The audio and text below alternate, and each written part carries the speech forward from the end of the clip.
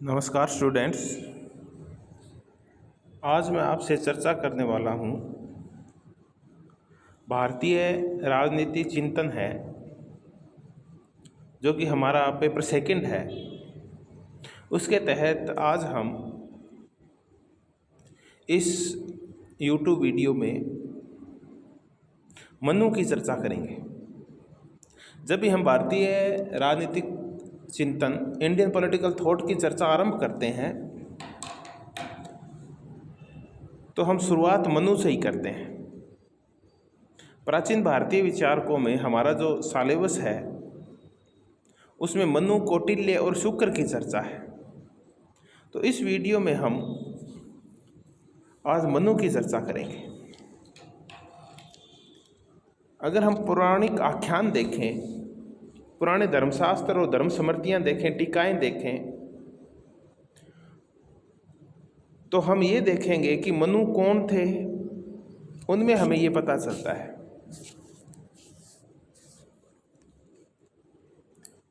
मनु का योगदान क्या है भारतीय राजनीति में और राजनीति चिंतन में। मनु ने अपने विचारों से कैसे तात्कालिक राज्य व्यवस्था को प्रभावित किया, इन सब की चर्चा करेंगे। लेकिन आज का ये जो वीडियो है ये मनु और मनुस्मृति के ऊपर केंद्रित है। तो हम शुरुआत में ये जानने की कोशिश करते हैं कि मनु कौन थे, जिनकी हम बार बार चर्चा करते हैं। आखिर ये थे कौन, हम इनकी चर्चा करते हैं। तो मैंने कहा कि हम जब पौराणिक आख्यान, पुराने साहित्य को देखते हैं तो उसमें ये वर्णित है कि मनु मानव जाति का जनक था, इस जाति का आरंभ करता था, प्रथम मानव था इस धरती के ऊपर। ऋग्वेद में जगह जगह ये लिखा हुआ है कि मनु मानव सृष्टि का प्रवर्तक था और समस्त मानव जाति का पिता था। यानी मानवता का जो आरंभ हुआ, भारतीय धर्मशास्त्र ये मानते हैं कि इनका आरंभ मनु से हुआ। मनु के विषय में यह भी वर्णन मिलता है कि वे मानव जाति के आदि पुरुष थे, प्रारंभिक पुरुष थे। और ऐसा वर्णन बहुत सारे भारतीय धर्म ग्रंथों में मिलता है।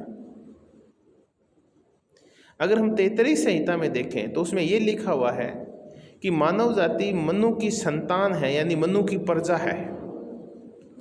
हम भी यही देखते हैं कि हम सब हैं वो मनु की संतान है। वह यज्ञ को प्रारंभ करने वाला, यानी यज्ञों का प्रारंभ करता था, विश्व का प्रथम यज्ञ करता कहा गया है उसको।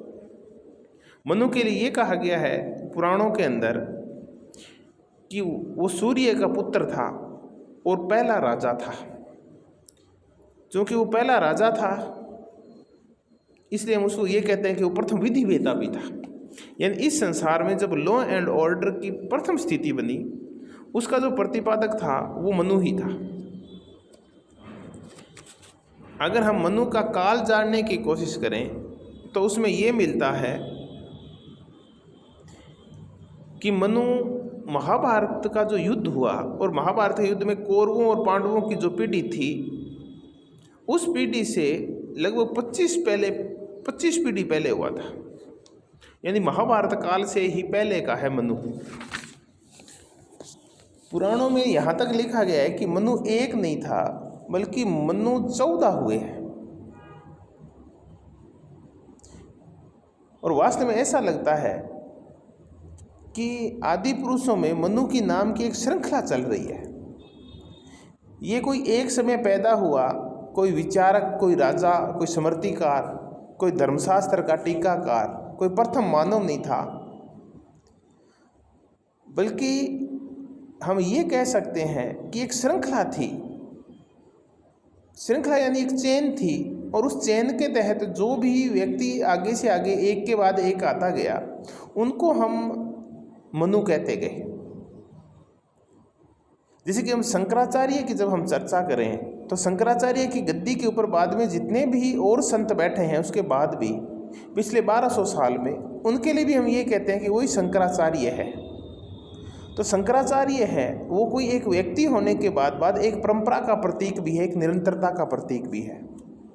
जिस हिसाब से कि ब्रिटेन में राजमुकुट के लिए ये कहा जाता है कि ब्रिटेन का राजा कभी मरता नहीं है। इसका तात्पर्य ये है कि एक व्यक्ति के रूप में भले ही राजा चला जाए, लेकिन एक शासक के रूप में राजा हमेशा जिंदा रहता है।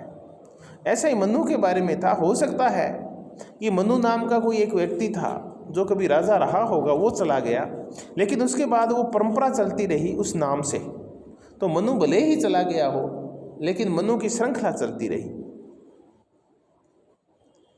तो इस हिसाब से हम देखते हैं कि मानव जाति के जनक के रूप में, प्रथम विधिवेता के रूप में, प्रथम राजा के रूप में और समाज और राज व्यवस्था के प्रथम प्रारंभकर्ता के रूप में हम मनु को वर्णित करते हैं। मनुस्मृति में मनुओं की एक लंबी श्रृंखला मिलती है और एक जनश्रुति ये चलती है कि मनु को ब्रह्म का पुत्र कहा गया है, कि वो ब्रह्मा जी के पुत्र थे। और पुराणों में ऐसा भी उल्लेख किया गया है कि जब जल प्रलय हुई, यानी जब इस धरती के ऊपर प्रलय आई, तो समस्त मानव जाति और समस्त चराचर जो जीव थे उन सब का अंत हो गया और उसमें दो ही व्यक्ति बचे, एक मनु बचे और स्त्री के रूप में शत्रुपा बची। और इन दोनों के साहचर्य से 2 पुत्र और 3 पुत्रियां उत्पन्न हुई। उनका प्रथम पुत्र प्रियव्रत के वंश में ऋषभदेव हुआ, बाद में भरत हुआ, जिसके नाम पे भारत नाम रखा गया। और इस हिसाब से ऋषियों की, बलशाली योद्धाओं की और राज परिवार की एक श्रृंखला चलती गई। महान साहित्यकार और कवि कालिदास जी अपनी पुस्तक रघुवंश में लिखते हैं कि रघुवंशी राजा मनु द्वारा बताई गई पद्धति के अनुसार शासन किया करते थे और उसमें रंच मात्र भी इधर उधर नहीं होते थे। यानी जब हम रघुवंश देखते हैं, राजा रामचंद्र का भी अगर वंश देखते हैं, तो उसमें भी यही देखते हैं कि ये वंश भी प्रारंभ मनु से चला आ रहा है। तो ये हमने प्रथम चर्चा की कि आखिर मनु कौन थे। यानी मनु एक व्यक्ति होंगे, चाहे शुरुआत में हो सकता शुरुआत में एक राजा थे, लेकिन बाद में एक श्रृंखला चली, राजा का नाम या राजा की पदवी मनु रख दी गई। अब हम मनु द्वारा जो लिखित ग्रंथ है मनुस्मृति, उसकी चर्चा करेंगे। हाँ, ये मनुस्मृति लिखी कब गई, इस कर्तृत्व का निर्माण कब किया गया, इसके ऊपर मतभेद है। डॉक्टर वीसी सरकार कहते हैं कि मनुस्मृति ईसा से लगभग 150 साल पहले रची गई थी, यानी आज से लगभग 2100-2200 साल पहले रची गई थी। एक और विचारक हैं डॉक्टर हंटर, जो कि पाश्चात्य विद्वान है, वो कहते हैं कि मनुस्मृति ईसा से 600 साल पहले रचा गया था। भारतीय विचारक हैं मजूमदार और पुसालकर, इतिहासकार भी हैं, वो कहते हैं कि मनुस्मृति का रचना काल ईसा से भी 3110 साल पहले था। यानी मनु आज से लगभग 5000 साल पहले हुए थे। भारतीय परंपरा के अनुसार ये मानती है भारतीय परंपरा कि ये किसी भी लेखक को ग्रंथ का रचयिता नहीं मान के और ज्ञान का संदेश वाहक मानते हैं, ए ट्रांसमिटर ऑफ नॉलेज मानते हैं। इसका अर्थ ये है कि मनुस्मृति हो सके निश्चित समय में लिखी गई होगी, लेकिन ये परंपरा पीढ़ी दर पीढ़ी स्मृति के रूप में, आख्यान और व्याख्यान के रूप में पुराने समय से चली आ रही थी। इसे लिखित रूप बहुत बाद में दिया गया। कहते हैं कि मनुस्मृति का ये ज्ञान एक से दूसरे महापुरुष तक गया था। मनु से नारद के पास आया, नारद ने ये ज्ञान मार्कंडेय को दिया, मार्कंडेय से सुमति भार्गव के पास आया और सुमति भार्गव ने भृगु ऋषि को ये ज्ञान दिया। इस प्रकार मनुस्मृति के ज्ञान की जो श्रृंखला थी, एक ऋषि से दूसरे ऋषि तक हजारों सालों तक चलती रही। और इसका जो अंतिम संकलन कार्य किया, संकलन का तात्पर्य है कि इन सब विचारों को एकत्रित करके और पुस्तक को रूप में छापा गया, तब हम कहते हैं कि ये कार्य भृगु ने किया। यानी ऋषि भृगु के लिए हम कहते हैं कि ये है मनुस्मृति के वास्तविक जो रचयिता हैं, वो ये हैं। मनुस्मृति है कैसी, इसका क्या महत्व है, इसके बारे में एक पाश्चात्य विद्वान है कीथ कहते हैं कि मनुस्मृति की तुलना सरलता में एक पाश्चात्य ग्रंथ है ल्यूक्रेटियस के महाकाव्य से की जा सकती है। साथ ही साथ मनुस्मृति में जीवन दर्शन का अभूतपूर्व वर्णन है। जर्मन विद्वान है नीत्शे कहते हैं कि मनुस्मृति बाइबल से भी बहुत ज़्यादा अनुपम, उत्कृष्ट और बौद्धिक ग्रंथ है। यानी पाश्चात्य विद्वान भी ये स्वीकार करते हैं कि उनके यहाँ जो ग्रंथ मिलते हैं मनुस्मृति उन सबसे ज़्यादा बेटर है, अच्छी है। अब हम मनुस्मृति की अगर हम विषय वस्तु को लेकर चर्चा करें कि मनुस्मृति में क्या क्या चीज़ें हैं,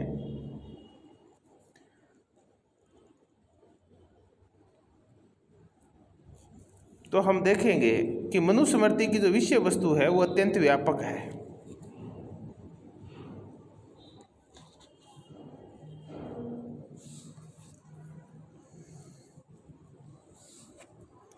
मनुस्मृति में 12 अध्याय है और लगभग 2694 श्लोक है। इसकी विषय वस्तु बहुत व्यापक है। ये राजनीतिक प्रकृति का एक ग्रंथ नहीं है, वरन इसमें सामाजिक जीवन, राजनीतिक जीवन, आर्थिक जीवन और धार्मिक जीवन और नैतिक जीवन से संबंधित समस्त आख्यान इसमें वर्णित है। इसमें संसार में विभिन्न प्राणियों की उत्पत्ति कैसे हुई, जाति कर्म आदि के संस्कार है, ब्रह्मचर्य व्रत की विधि है, गुरु का अभिवादन कैसे करें ये लिखा हुआ है। ब्रह्मचर्य की समाप्ति के बाद समावर्तन है, पंच महायज्ञ है, नित्य श्राद्ध विधि है, ये वर्णित है। विभिन्न ऋतुएं हैं, जीविका के साधन है, गृहस्थ के नियम हैं कि हमें क्या खाएं क्या नहीं खाएं, शुद्ध रहन सहन के नियम हैं, वानप्रस्थ और संन्यास आश्रम में हमें क्या करना चाहिए क्या नहीं करना चाहिए ये वर्णित है। व्यवहारिक विवादों का निर्णय है, राजधर्म के ऊपर चर्चा है, न्यायालयों में जो साक्ष्य की प्रक्रिया है, साक्ष्य के नियम हैं, साक्ष्य विधियां हैं, उनकी चर्चा है।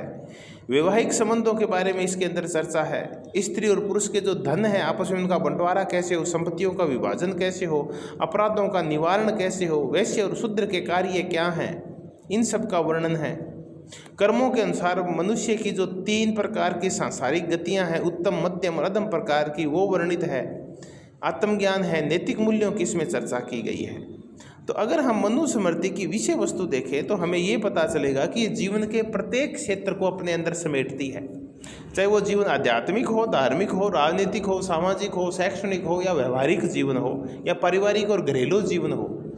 जीवन का प्रत्येक क्षेत्र मनुस्मृति की परिधि के अंदर है।